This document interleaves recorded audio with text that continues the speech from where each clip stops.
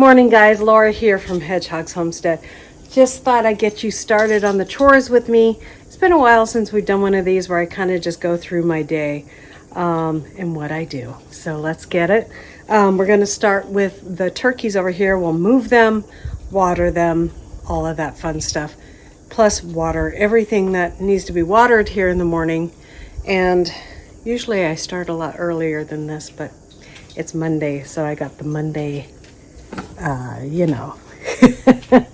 the Monday overhang of the weekend. Not that I drink or anything, but you get inactive on Sunday. Saturdays, I'm really active still, but on Sunday, I only did like half of what I normally do. And so on Monday, I don't want to do anything. Isn't that funny how that goes? Okay. So we only have half the work, but let's look at how the turkeys are.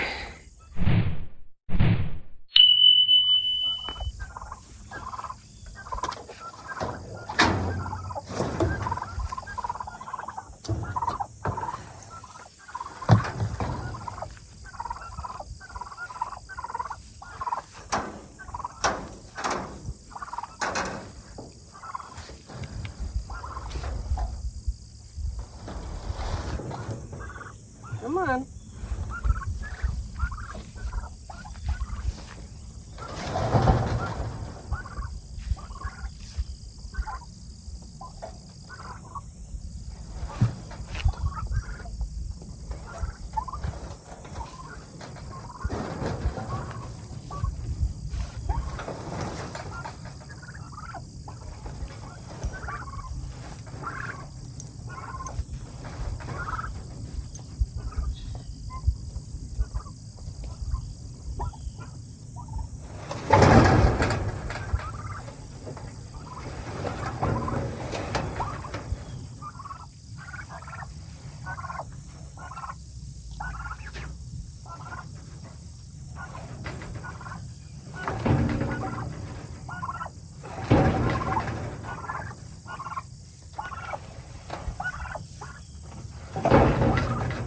Be stuck on a root or something.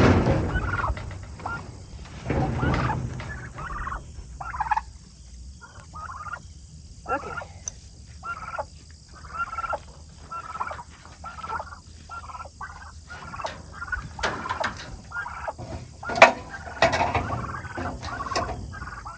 Now they have all fresh green grass in there, fresh bugs.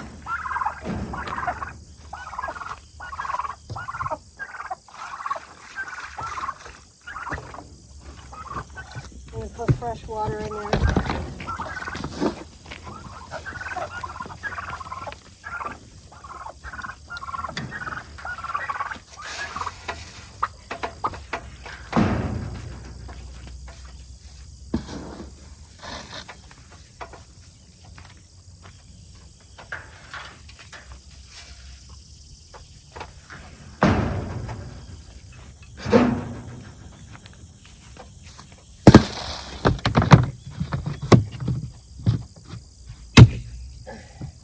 Yeah, there.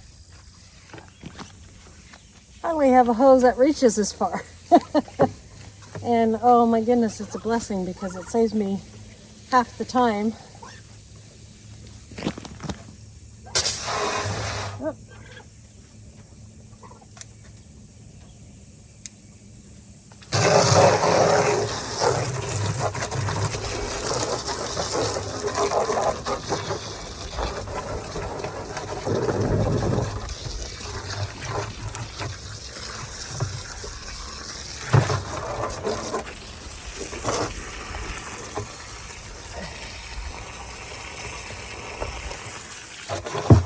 Now, if you look close up on our fruit trees, they have a dusting on it. I put a copper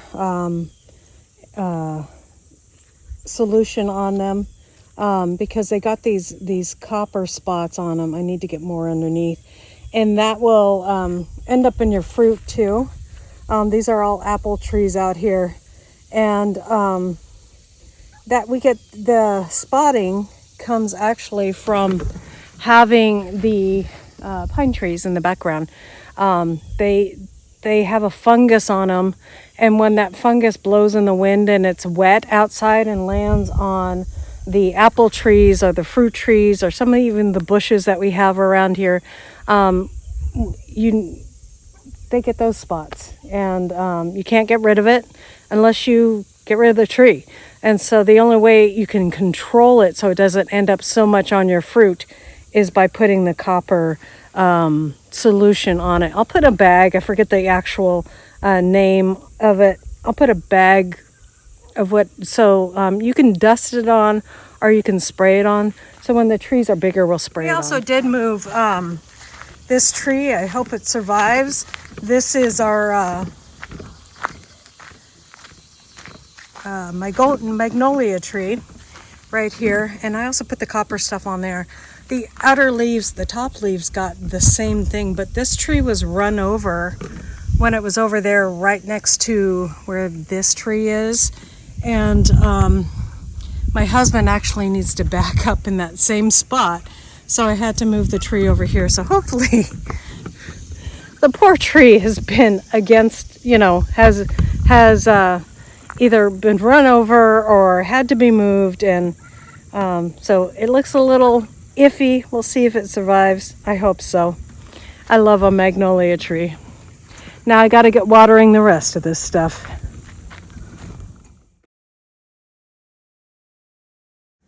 Now also in the front we have several of these mimosa trees growing. I saw them on the property just coming up. And I see that as progress for our property, because when a tree comes like this, it starts coming up in your fields. I mean, we started off with, I'll show you guys a picture of just nothing but sage, or it's like sage grass or something like that. Anyways, not good for anything. Nobody would eat it. No animals will eat it. So when we see stuff like the mimosa tree come up, this is a nitrogen fixer, and I'm very excited to grow it. It can be invasive. You see these little pods on here, and they spread their pods everywhere. This one's a little young to do that. There's hardly any seed in there, but I can strip these off, these leaves. You just pull them like this and put them in any plant, under any plant that needs some nitrogen. And a lot of our plants need some nitrogen. Trees need some nitrogen around here.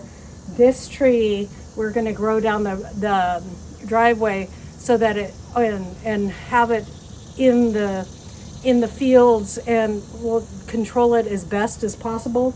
But whenever I need to throw some nitrogen on something and I don't have the manure, this will replace that manure. So, and it doesn't smell like manure. So that's awesome. So anyways, back to work.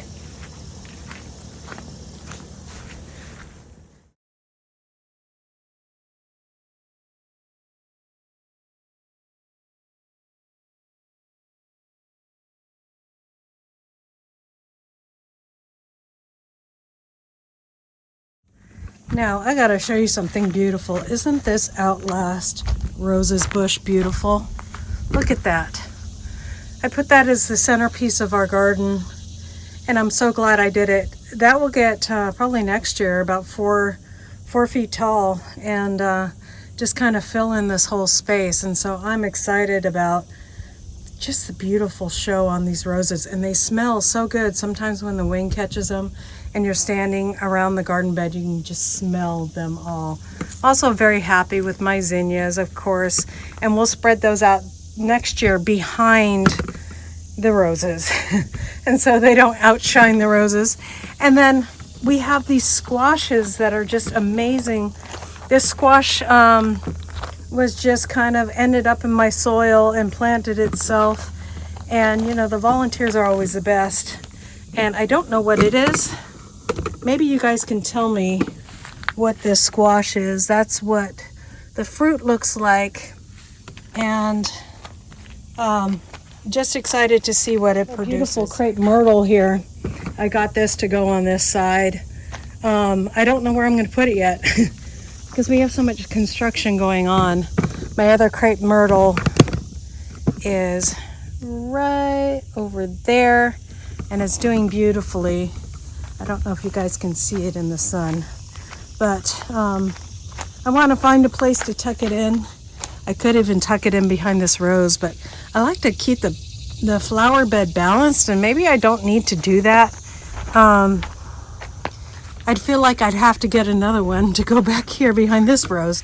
So I'm just kind of stuck in that mode. Molly's out, so I gotta catch her and probably need to recut her wings. Silly bird. So I gotta try to catch her. Maybe she'll go back in when I open the fence, but the fence is on, so I'm surprised she's standing so close to it. You can see her there.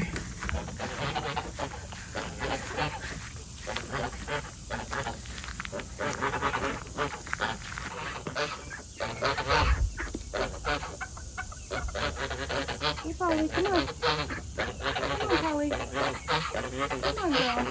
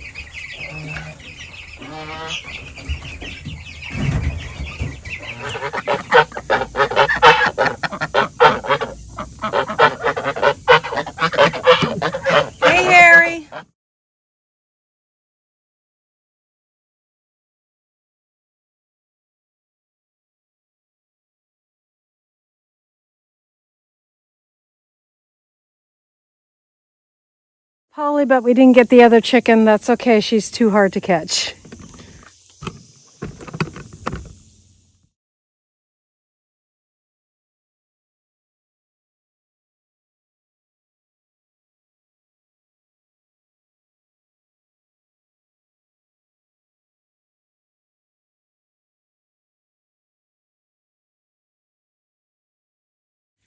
Okay, guys, that is it for today. Just a real quick of what my morning looks like. I think our rooster's starting to get a little frisky. Does that mean that we're going to get eggs soon? I hope so. God bless you. We'll see you next time here on Hedgehog's Homestead. Bye.